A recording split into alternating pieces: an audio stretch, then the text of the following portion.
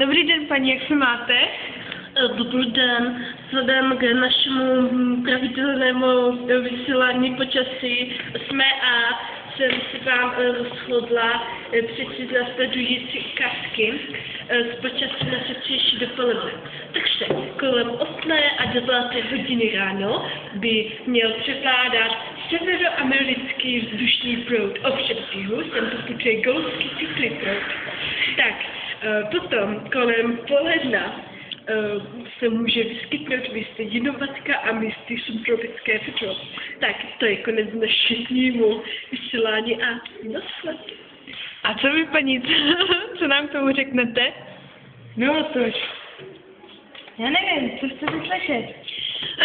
Jaký názor máte na hanáky? Hanáci, je to nejlepší. A jak se máte? Narede, skákala bych z okna. Já tak. Máte přítele? Mám.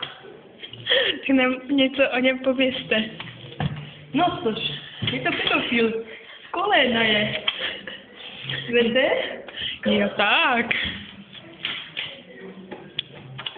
No. A jednak je to bečka sádla. A mám ho moc ráda.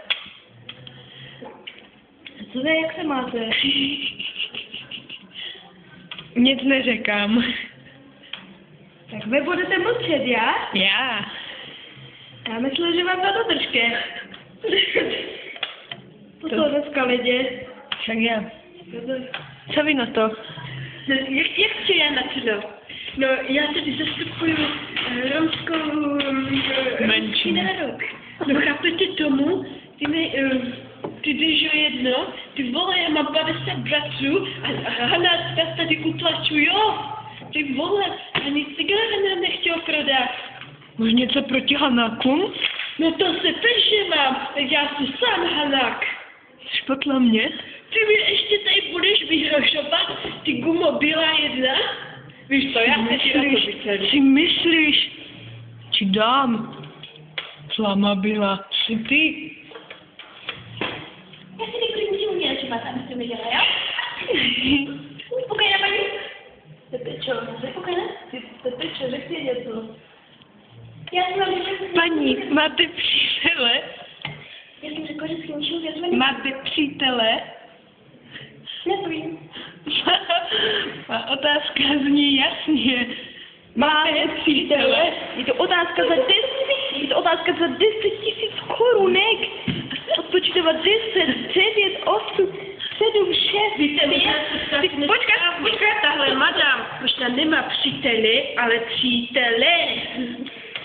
Ne, ale když má přítelkyni, to je taky smutné. A proč nám to nechci říct? Tak nám aspoň povězte vaši sexuální orientaci. No, Bisexuál, bych si řekla. no, když jsem policii, tak jsem opravdu nemůžu. Paní, ověčte svou videokamerou, ano? A teď něco z jiného, Soudku. Paní, s vámi mluvím. Jako posloucháte muziku? To je jiné téma. Já jsem velice výhradná na muziku. Mám ráda, to